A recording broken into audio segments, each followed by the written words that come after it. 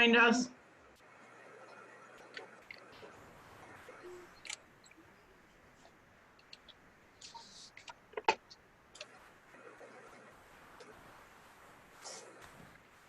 You got your big gulp, Brittany? Brittany's not in the Burger King parking lot tonight. Right. Mayor. Already went. Oh, there it is.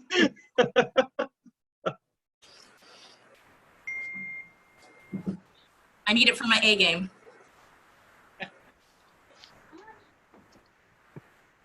Coming in?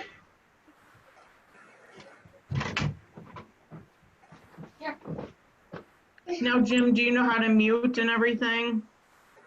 I can mute people if you want me, I can mute everyone other than the council and Just until we go into formal. sure. All right, it's 6 o'clock. Everybody ready? Yep.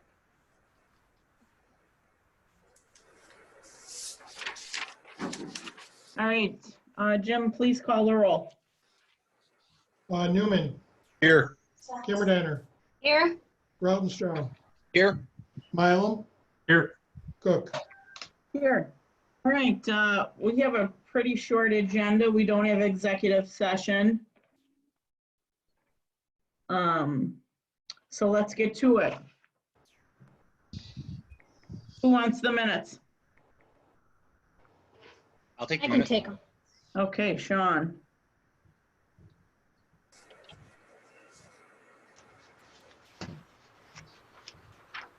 Bills, I'll take them, Madam President. Newman,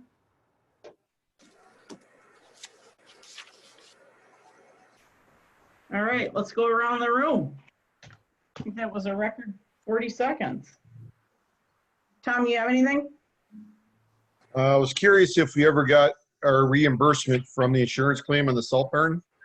That was one question. Any answers on that? Do we know? Bill? Yeah, we got it before we did the work. So we Okay. had it right from the get-go. Gotcha. Okay. The only other thing is I have concerns about the legal fees that we just endured. The only other thing I have, really.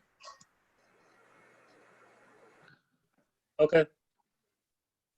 It's a lot of We're money just- for whatever. Okay, I think we're Been waiting avoided. for those invoices still. Yeah, that's coming from the mayor. That would be that would have to be discussed in executive. So that's where those stand.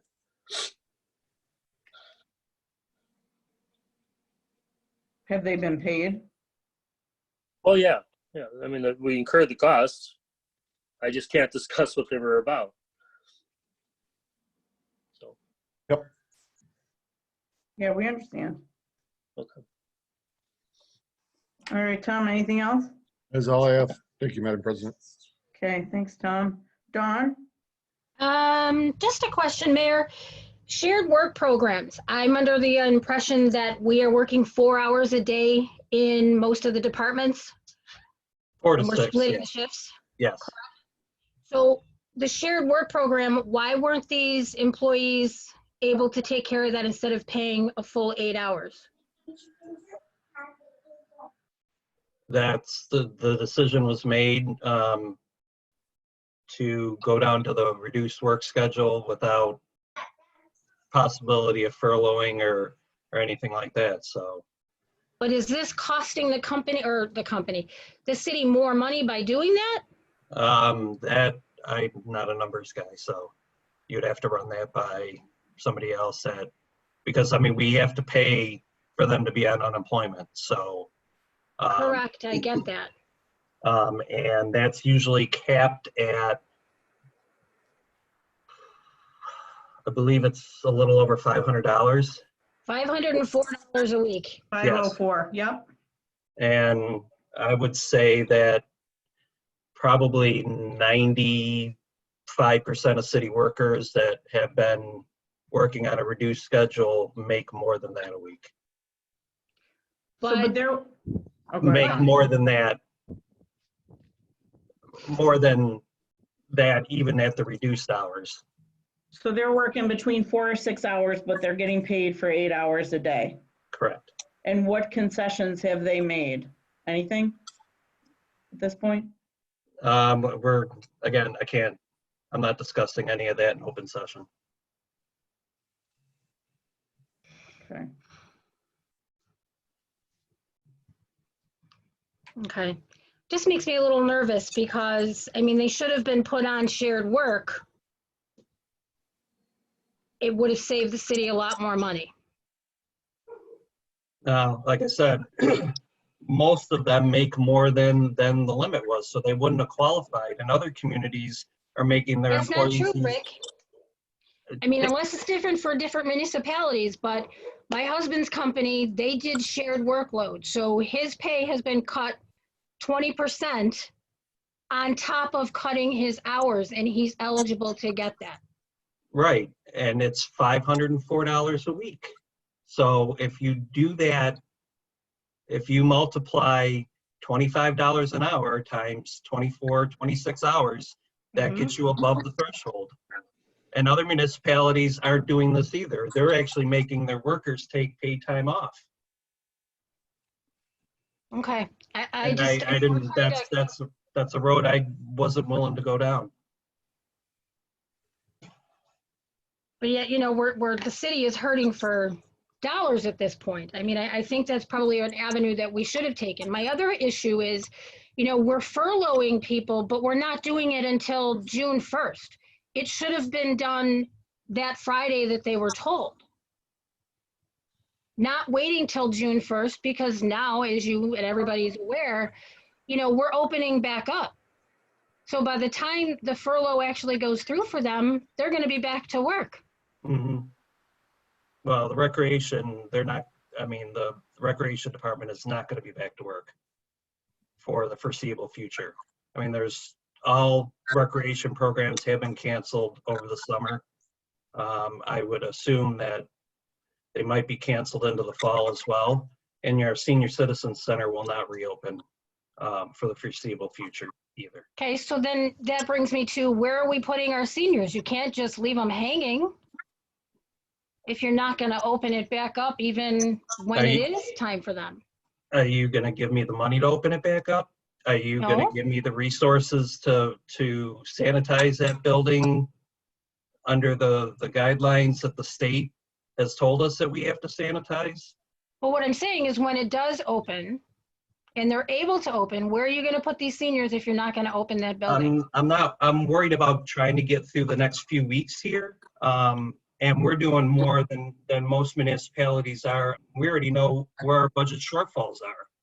I talked to other municipalities, they don't even know where their budget shortfalls are. They won't make a decision unless the state makes a decision. I stepped up and I made a decision for the safety of everybody until we get a handle on everything. And you want to criticize me? Criticize me. No, I'm not criticizing you. I'm just asking you. No, and I'm not even thinking about months down the road of where we're going to put the seniors. I'm worried about their health now. I'm Well, worried so about am I. keeping that building closed now, because that's one less thing that we have to worry about sanitizing on a daily basis when we don't have the resources in order to thoroughly clean that building to keep our seniors safe. Okay. And then my next question and last question are these porta potties that we're putting in there. So who's to say that this company that you are renting the porta johns from, they have to follow the same guidelines as we would if we were opening up the bathrooms, correct? Hey, Dawn, I can actually answer that because a few minutes before we connected, I was able to talk to Mike Rua, and I just didn't have a chance to talk to Rick. We're not required, based on their initial research, we're not required to provide any bathroom facilities. Okay, So- because the parks are closed? Correct. Okay. So they're still looking into it, but there's no state law or anything in our charter that would require us to have the porta potties. So I would certainly recommend that we abandon that idea. And that would save us $4,000. Especially with the fact that we're not required to have that as an amenity there. Okay, But according to the city attorney, it does not look like that is needed. And that's Okay. sort of like breaking news. So perfect. Thank you so much. you're up. Mike, did I miss anything on that? No, Jenna. Our research today, we can't find any state law or county regulation requiring that we provide restrooms in the park. We do have a call into the county health department. They haven't called me back today, but we weren't able to find any statutes or regulations that says that in a park we have to provide public restrooms. Right. Okay, perfect. That's all I have. Thank you, Dawn. Thank you. Sean? Just a couple things. Just out of curiosity on that, just the comparison. I don't know if that's a Bill or a Rick question, or if there's even an answer. But the $4,000, is that for the year, for the entire summer on the porta potties? That was the amount that Rick had quoted me. I believe it would be for the duration of the contract or the season. But Rick, 6 months. 6 months. I mean, just out of curiosity, as a cost comparison, I mean, somebody else, that's what we're going to pay for those to be provided for our residents that might be out there. I mean, compared to the cost of our employees hiring somebody to clean the bathroom, sanitize them, open them, and paying for all the waters. I mean, I've got to assume that's a vast difference without doing the math right now. Well, I mean, seeing as though we can't even get the water turned on right now, I mean, it's a non-starter. Right.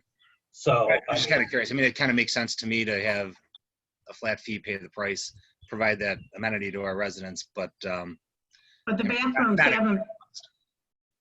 haven't been open. I mean, they're open Memorial Day and they're closed when, Rick? Labor Day. Over. So they haven't been open since Labor Day. Yeah, and under those state guidelines, they would have to be sanitized daily. Correct. And you would have to, and I don't know how we would do this, monitor that people weren't congregating inside of the bathroom. And I don't know how, like I said, number one, how we would do that. And two, how we would enforce that. I mean, what law would we reference to preventing people from congregating in a bathroom? Yeah. It's just insane. And to that point, I'm just saying, I understand what's an expense that we're incurring, but to provide that service, I feel like there's a lot of intangible costs that we wouldn't even be able to consider if we could even open the bathrooms and take care of it. I was just kind of curious about that since it was brought up. And I can get those numbers offline. I was just for my own curiosity. One thing I know, I talked to Rick about it, and I've been communicating with Jason Lamonaco in regards to that erosion in that spot over by the bike path by the swing bridge. I haven't gotten into a lot of details, but obviously there's concerns about one, that it's eroding more, and that's a bit of a safety hazard for people coming by that area. I was a little surprised at how close it came to. So I assume Jason and possibly DPW, Joe, is working on a possible short-term in-house solution until we come up with a better solution on that one. Right, and just, I mean, with the rising of the Great Lake, levels of the Great Lakes, I mean, that erosion is going to continue. And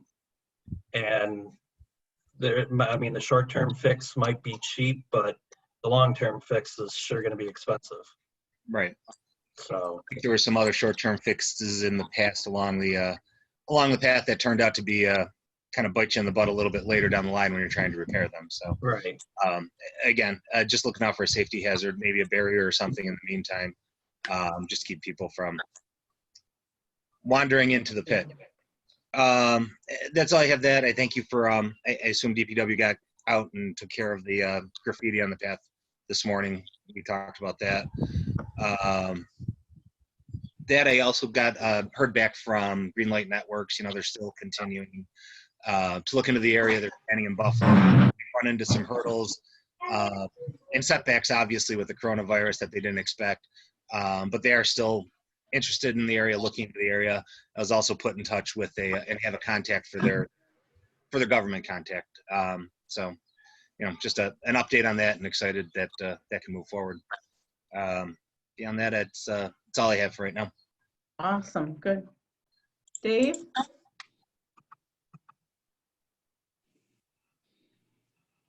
I do have a couple questions, but understanding that we're not going into executive, I'm going to hold those questions until we can get into an executive session.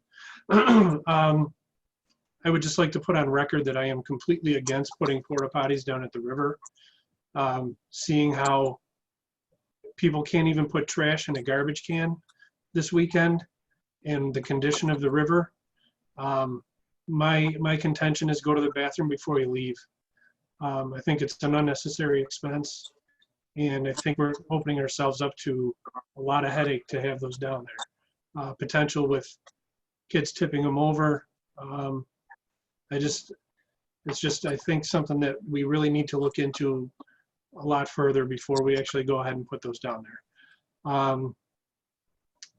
Other than that, I don't have anything else going on up in the 4th Ward this week. It's been pretty quiet. The response to the community dinners has been amazing.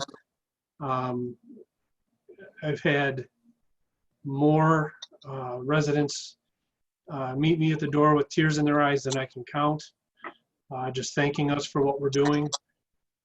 Just saying that, it's not even so much the meal, it's just being thought of. So I'd like to thank you guys for doing that. That's really been a great thing, kind of a shining moment over the last couple of months. As for the rest of what I really need to talk about is executive session. So I hope that we can have one of those soon. Just to comment on that is, and I don't know what the ruling is in this format, but given the option that we have within the Zoom is to be able to drop people back into the waiting room, is that not sufficient for an executive session? I'm going to defer to Mike and Brittany on that. I mean, clearly we have executive.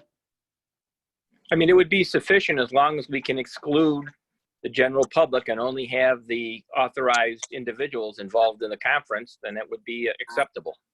Okay, so I'm going to make it. Sean, but just before you do that, where's Sean? I'm here. Okay, again, not knowing the ins and outs of the Zoom here. I mean, I can mute people and turn their videos off. Is that the same as putting them back into the waiting room? No, there is. Well, I don't have the option because I don't have. This one isn't mine. I'm not the licensed host. Try if you right click or hover over each of the users. I think you might have a more and an option to put it in waiting room. Is that not there? For those individuals you're talking about? Yeah. There's only a couple, so. Yeah, I can put them in the waiting room. Yeah. And that would take them out of this session and they'd wait until we can bring them back in. Okay. Is that what, Jenna, is that what you want me to do? Okay, so I'm going to make a motion to go into executive session Yeah. for purposes legal. Do I have a second? I'll second it, Madam President. Second by Mr. Mylum. All those in favor? Aye. Okay, So, Jim, you'd probably want to turn off recording as well. yes. Okay. Let me, before we get into the executive, let me Yep. go ahead and put everybody in the waiting room that's out there. So residents will bring you back after executive.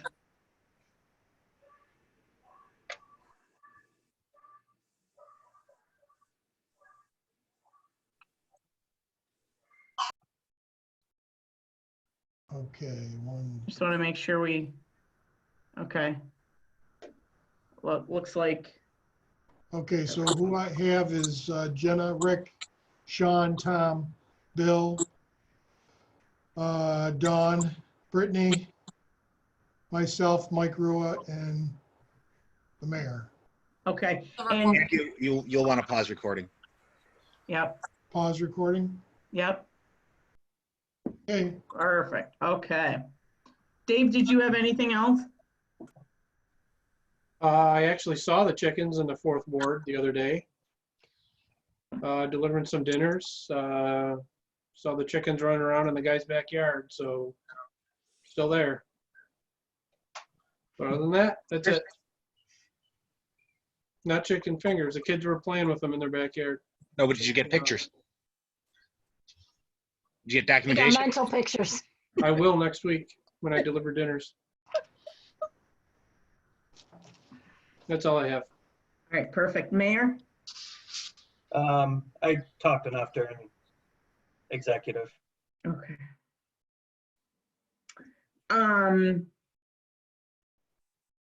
I received a call from Skip Johnson from the Historical Society the other day.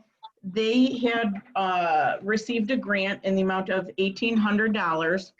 They had applied for a grant for video equipment.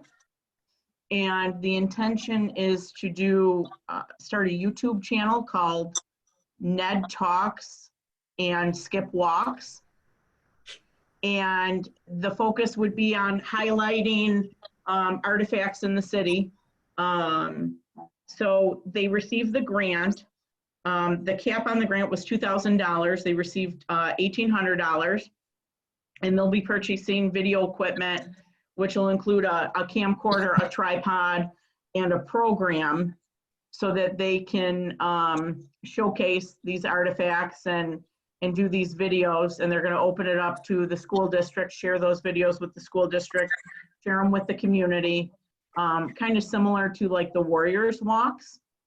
So Skip will walk an area in the city, highlight it, and then Ned will kind of highlight some artifacts that we have in the city. So that was pretty exciting. So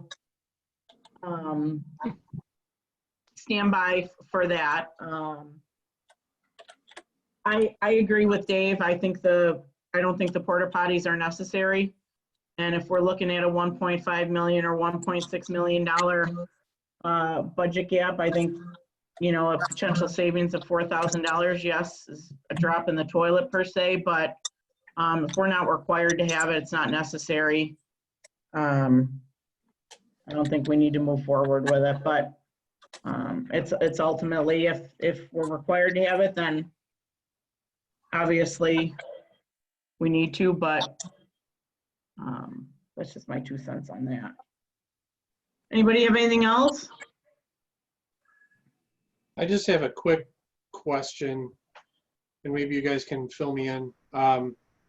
When you brought that back up, Jenna, so am I to understand that all park reservations for, like, let's say Veterans Park have been canceled for this weekend? Yes. Okay, so understanding that, I'm very concerned that now the park is both free and free for this first holiday weekend. So nobody's going to have to pay to rent the shelters, and there's just not going to be anybody there to say, no, you can't have this shelter today. Is there a plan to maybe mitigate people from I don't know, more or less squatting and using the park, and, you know, because we're going to incur the cost to clean up afterwards. So I'm just kind of wondering if there's anything proactive that we could do to take care of it. We can't, I mean, as it is, if you look at the park's website, it states that if you want a guaranteed shelter, you have to reserve it. But anybody can walk up at any time and utilize a shelter that's not reserved. And they don't have to pay anything. You're paying for the right to have that shelter reserved for you, knowing it's going to be there. No, I understand that. I'm just concerned that we're going to have this big influx of folks coming in.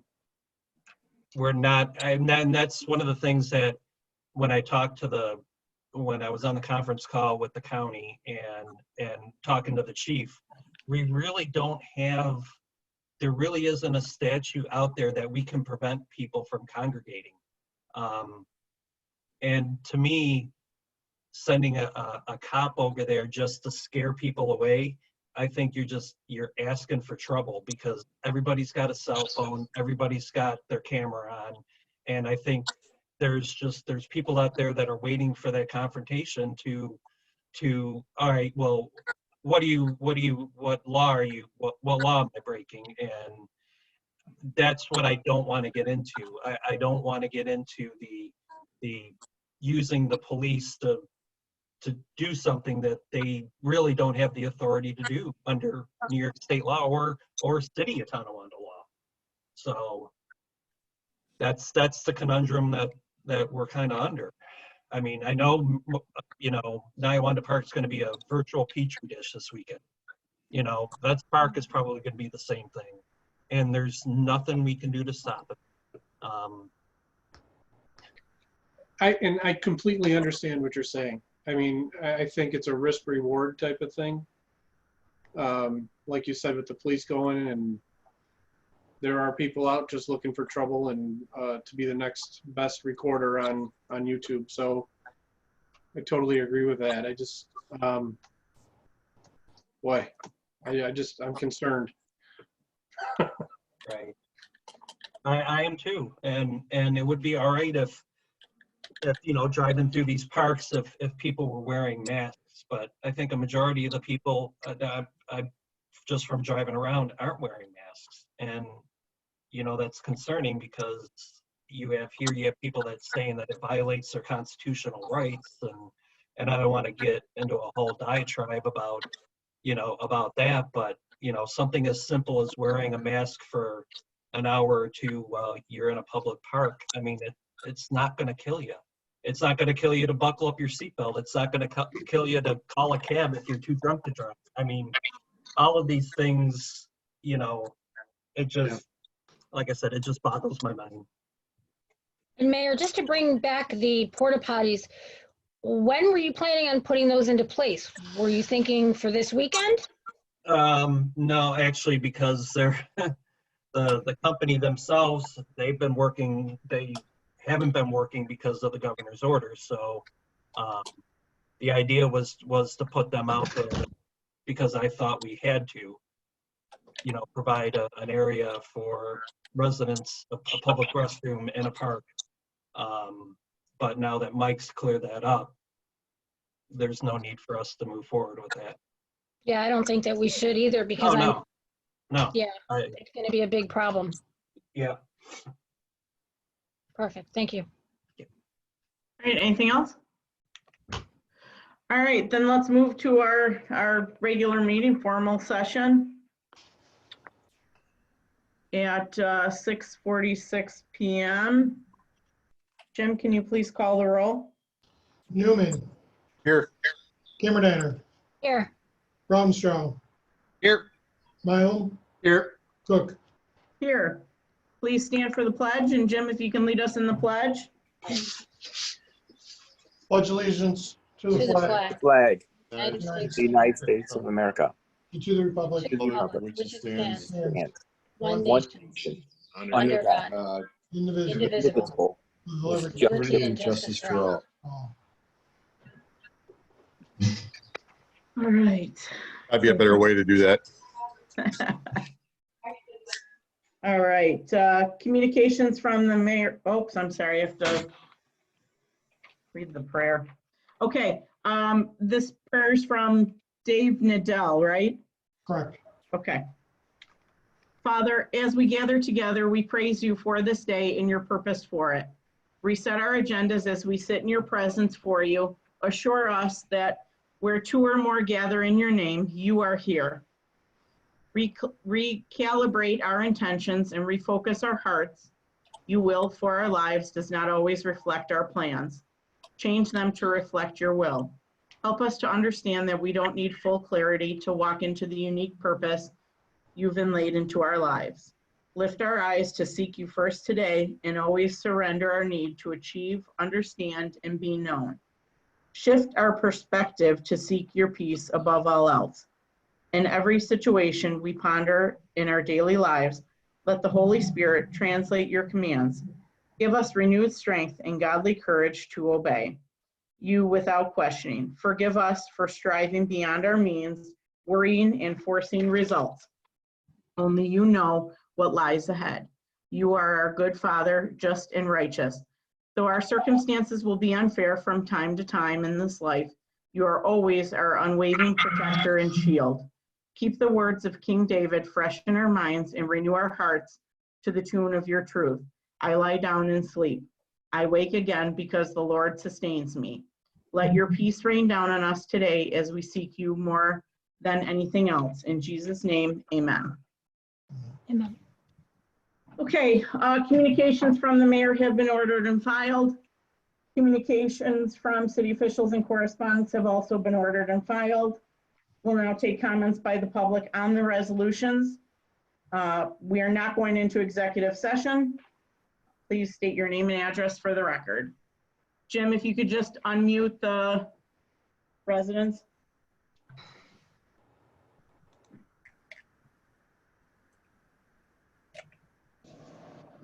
Okay, Any comments or questions?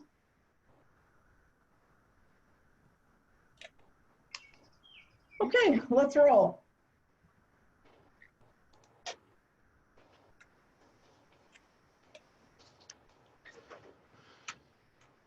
okay, resolution number 1 by Councilmember Rautenstrau.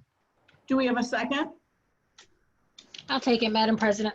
Second by Mrs. Cameron. Comments or questions? Please call the roll. Newman, Aye. Cameron, Aye. Rautenstrau, Aye. Mylum, Aye. Cook. I declare the resolution adopted. Resolution number 2 by Councilmember Newman. Do we have a second? I'll Okay, second. I'll second. Comments or questions? Seconded by who? I'm sorry. Council President. Okay. So, Madam President, have all of these bills already been paid or are they still pending? On the question, Bill, have the bills been paid? If they're on that list, they've been paid, yes.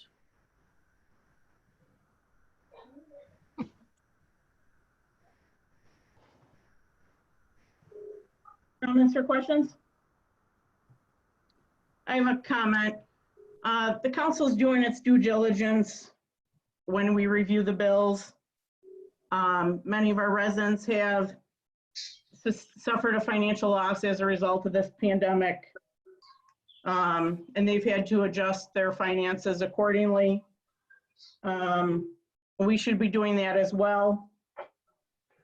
I know the council had several questions about some invoices. Those questions weren't answered as of tonight. I was able to speak to the chief. The $7,000 from Gulls was for bulletproof vests, but we still have questions. And I'm concerned that we're in a pandemic and we're spending money on Dr. Pepper, coffee, pizza, wings. If a resident asks me a question on the bills and I don't have the answer to it, it's unfortunate. So it is unfortunate that we as a council have to continually request the abstracts. In my opinion, they should come with our agenda so we can review it. I think we also need to change our process. These bills shouldn't have been paid, especially when we have questions. So I can't in good faith support this resolution, so I'm voting no. Any other comments? Please call the roll.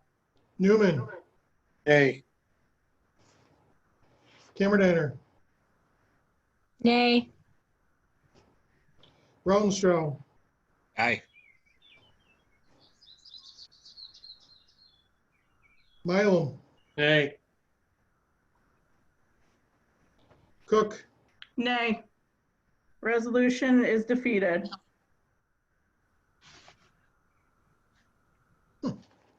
We'll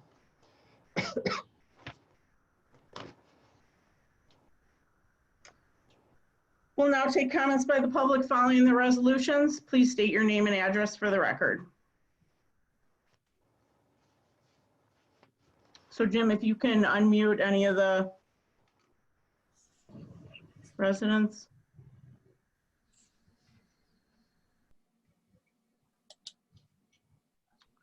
Okay, Mr. Newman. Well, obviously it concerns us that we have to deal with this stuff. I mean, we, now more than ever, we need these bills so we can audit them in ample time. We can't just pass a resolution on bills that we don't see and don't have any answers to. This is just ridiculous. I mean, we have to make a better effort moving forward collectively to make sure this stuff happens in ample time.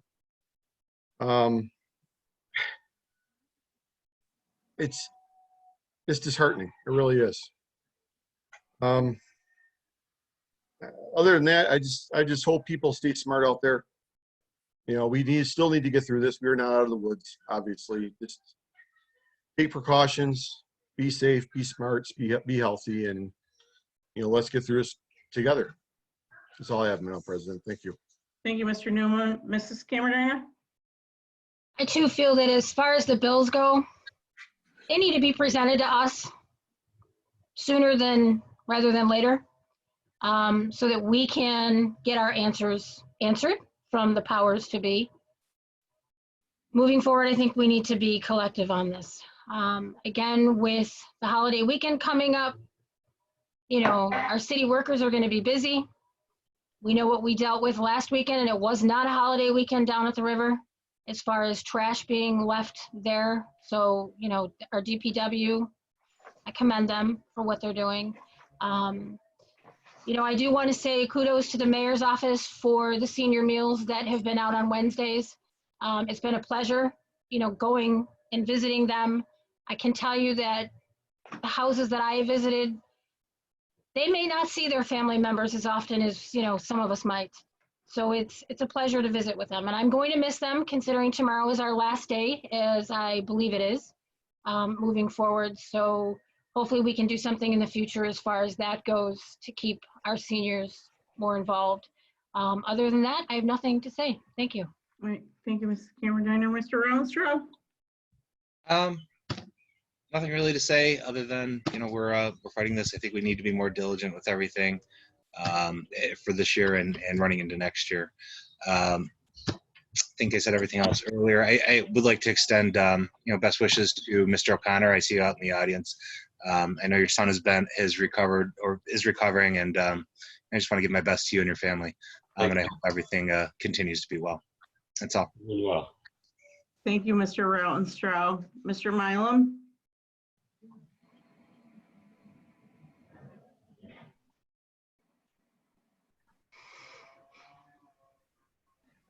Mr. Milam, we can't hear you.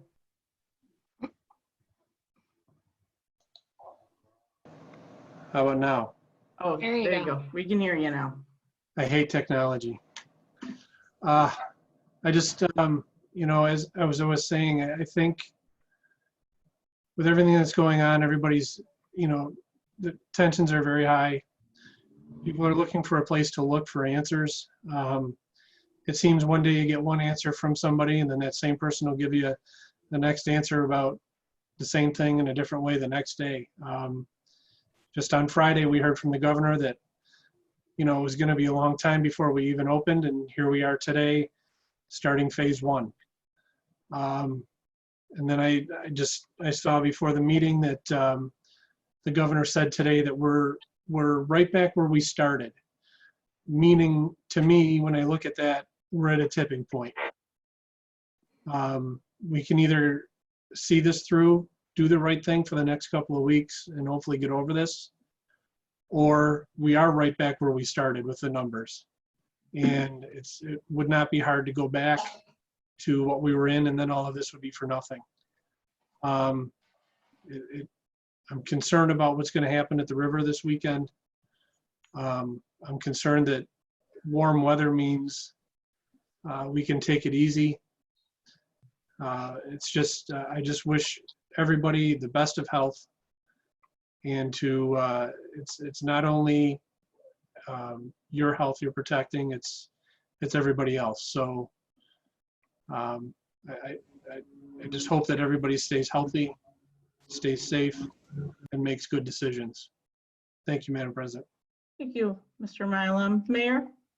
Thank you, Madam President. I'd just like to thank the department heads for stepping up and giving back to the city. And we've met with 3 unions so far. We have a 4th one coming up. As far as they understand the perils that the city is in, and it's of no fault of anybody's. You know, it wasn't due to poor planning. Nobody can really plan for something like this.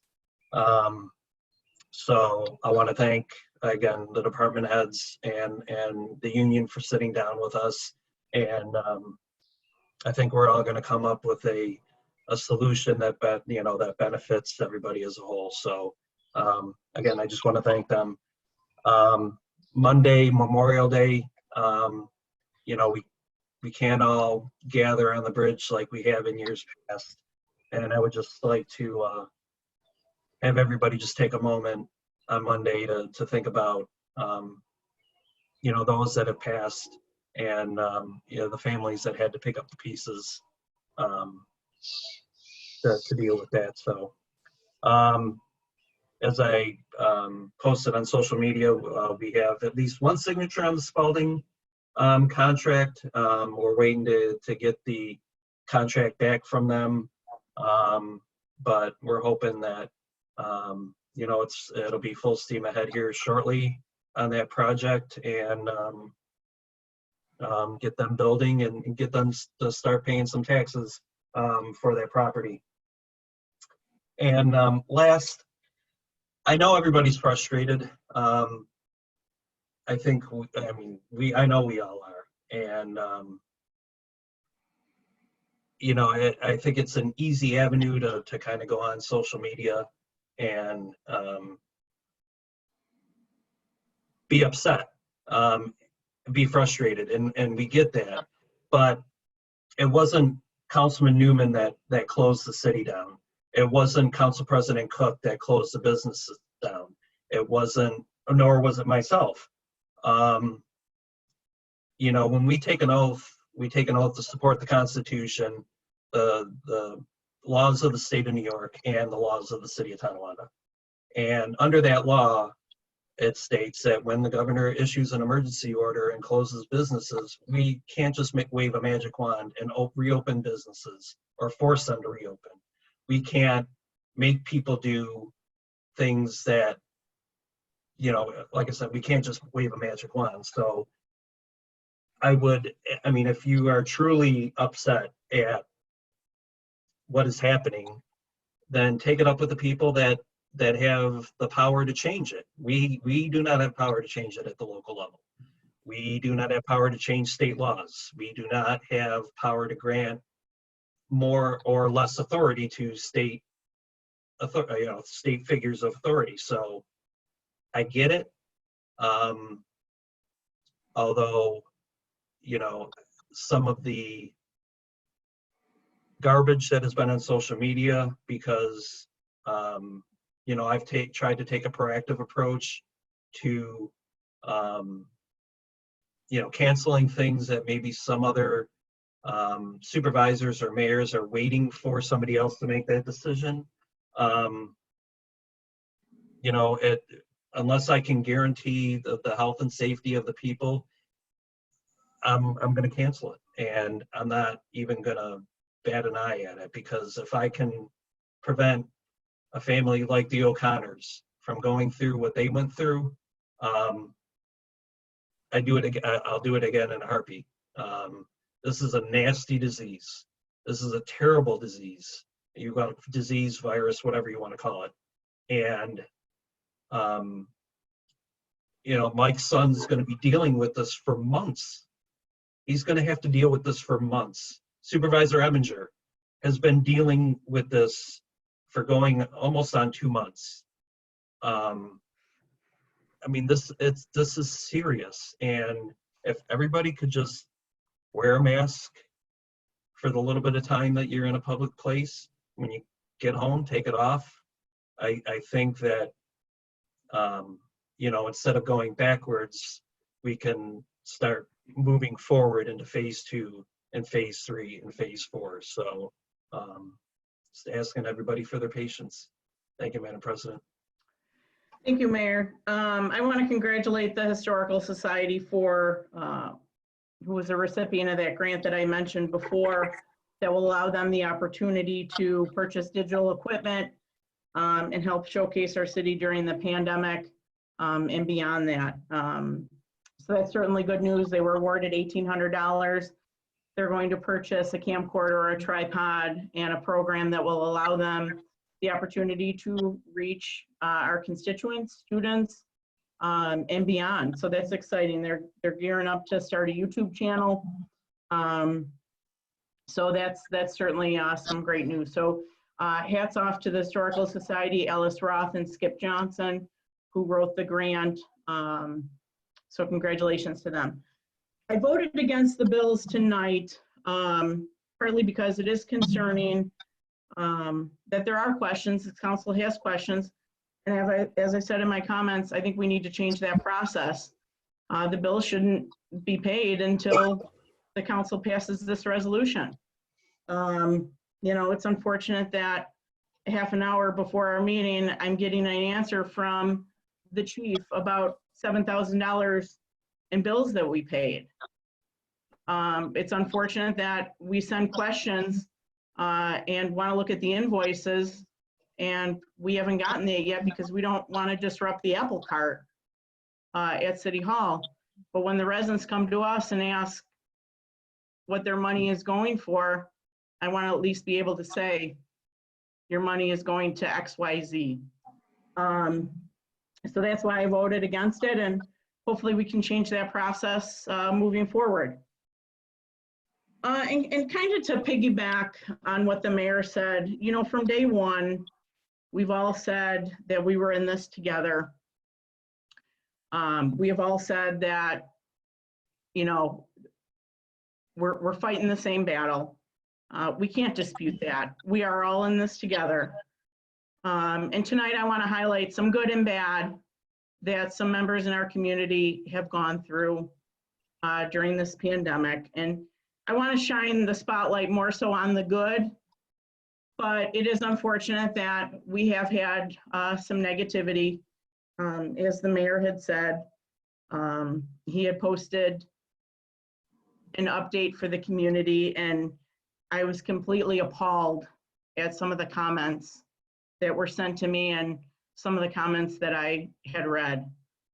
It's disappointing to see that there's such negativity and hate on social media towards our elected officials when we're all doing our best to update our community.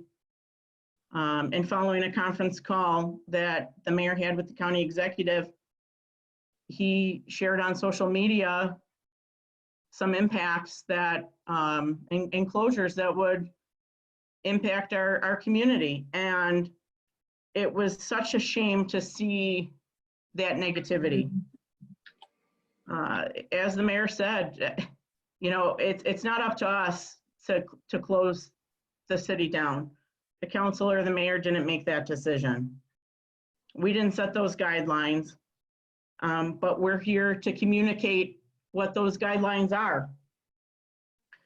I'm also heartbroken that a member of my family was verbally attacked in a parking lot for wearing a mask. Visiting, patronizing a store in our community, and they're called stupid. And, you know, it's heartbreaking, and we're better than that. And I understand how difficult and hard this is, but we can't snap our fingers and open our city back up. So we're relying on the governor's guidance to do so. So in a time like this, let's all just be kind to each other. Our county may have begun to open with phase 1 today, but we have a long road in restoring our city. As we've talked about before, we're looking at a $1.5 or $1.6 million budget gap, and it could be more. But, you know, and the mayor had said this budget gap was not pre-pandemic. We didn't plan for it. It's a result of loss in revenue from state aid and sales tax, period. But we will recover and we will rebound. And the truth is, we're in a much better position than other municipalities. Sure, when we entered 2020, this budget was lean, but now we have to be leaner and we have to be smarter. And every single one of us are looking at creative ways to shorten that budget gap. But the reality is, there won't be sidewalk repairs. We won't be paving roads. Maybe some projects that we planned on doing this year won't come to fruition. The council, along with the mayor, will have to have some hard discussions about the tax cap. We have to talk about internal and external changes that we need to make so we can get through this. It's going to involve concessions and compromises and working with our unions to shorten that budget gap. But from talking with the council and the mayor, I know we're all unified on that. So, you know, that's great news. And I firmly believe that that's going to be the case. So as we are faced with such uncertainty, again, let's be kind to each other. This morning I posted on social media, I wanted to hear from the community. And now I want to talk about the good and those heartwarming stories that have happened within our community during the pandemic. And I want to thank the residents for reaching out to me and sharing their stories. Even after our pandemic, I know that we're going to continue to help our neighbors and pitch in. But Mike O'Connor, I know he's here with us. It's great to see you, Mike. Mike reached out. I wanted to give a shout out to the city for their overwhelming support and prayers for his son and his family as he recovers from COVID-19. His son was released from St. Joseph COVID Treatment Center yesterday after being a patient there for 40 days. And Mike mentioned that the physicians, nurses, and staff have been a godsend to his family. And having worked for Catholic Health, I had the pleasure in sharing Mike's message to the director of nursing and the team there, and they're extremely grateful for you to reach out to them. The nurses and physicians have gone through so much since we've started this pandemic. So they do a wonderful job, and kudos to them. So thank you, Mike. Please share our good blessings and well wishes to your family and your son on behalf of us. Cindy Vanderbrook wrote that the St. Christopher and St. Francis food pantries have been delivering food every Monday since April to our senior citizens in the Kibler building. And Cindy saw firsthand how this assistance has helped residents in our community who did not have the means to go to the grocery store weekly during this crisis. Cindy wrote that her and Patty have been coordinating these deliveries weekly. So my hat's off to Cindy and Patty. Antoinette Huey wrote and said that she had helped several of our residents in need and dropped off bags of groceries. She dropped off groceries to a young man who was selling personal belongings for money for food. And she felt that it was good to her to help someone.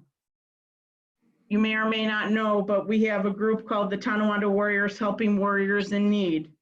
And that started immediately following the health crisis.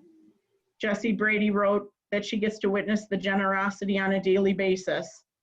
Residents in our community have donated money, supplies, food, and time to help warriors in our community. And anyone in the city can join this amazing group. And there's no doubt that even after this pandemic, the Warriors Helping Warriors in Need will still be a resource for all of us. Carly Briggs, she built Big Mike's little free pantry in memory of her father, who passed away from cancer in 2016. Carly wrote that her father's passion was making sure that people were fed. This was a super idea, and we're so thankful for her for doing this. This pantry is located on Roosevelt Street, and I want to thank Carly and all the other warriors who have been stocking the food pantry. Lorna Jankowski reached out to me to share an act of kindness that she received. One afternoon, her and her husband were working in their garden and they were tired, and a neighbor had seen them working. The neighbor came over and helped them finish the project, and she was so thankful to her dear neighbor for helping them.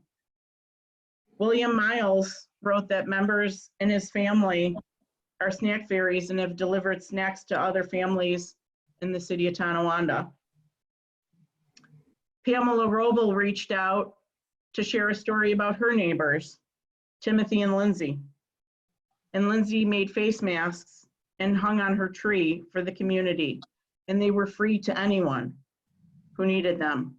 And Timothy has cut her lawn, cleaned up her yard, and taken out her garbage. And she's so thankful for her neighbors. Several other residents reached out to say that kindness reached their doorsteps too. Some received flowers with no messages on them, or friends were checking up on them and calling on them to see what their well-being was. Local restaurants donated food to help take care of others. Council members delivered food along with the mayor, deliver food to residents in need. A resident also reached out who's assisted other residents and elderly residents and went grocery shopping. And I'm so incredibly thankful and blessed that we live in a community where it doesn't matter what your political affiliation is, personal or religious beliefs are. But we have an army of individuals who are donating, supporting, and giving back to each and every one of us. And we can all play a big role in how we respond and react during this pandemic and after. And I want to thank everyone for reaching out to me and sharing their stories. And after hearing from so many of you, I know in my heart of hearts that we'll come out stronger and more unified than ever. And the acts of good deeds will continue. And in this day and age, when we have limited resources to reach our community, we have social media. So I just ask that before you post a comment, to think twice about it. And know in your heart of hearts that our intention is to keep the community informed and be as transparent as possible. But it was absolutely sickening to read some of those comments. And rest assured, all of us don't do what we do for the money. We do it because we love the city of Tonawanda and we want to make it a better place. So with that said, I'm going to make a motion to adjourn. Do I have a second? Second by Mr. Newman. All those in favor? Aye. All right. Have a great night, everybody. Thanks, you too.